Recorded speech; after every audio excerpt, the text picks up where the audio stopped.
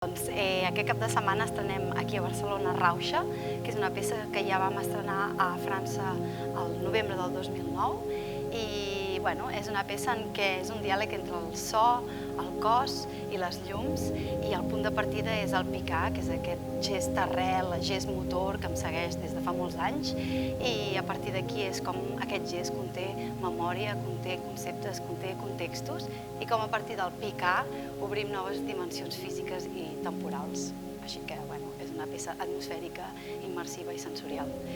I després, la setmana que ve, presentem una altra peça que vam crear el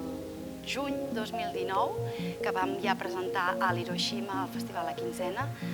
fa 2 anys, i que tornem a presentar ara al mercat, i és un trio que es diu La Nuit, Nous Autres, i res a veure amb Rauxa, és tot un altre món, és tot un altre cos, és tota una altra materialitat, i és un espectacle que parla de la nit com un espai oníric, immersiu, on ens podem celebrar de manera íntima, on podem revelar, tots aquests nostres altres, tots aquests altres cossos que portem dins del nostre cos. O sigui que és una peça també, hi ha l'idea de la ficció, hi ha l'idea de la nocturnitat, hi ha l'idea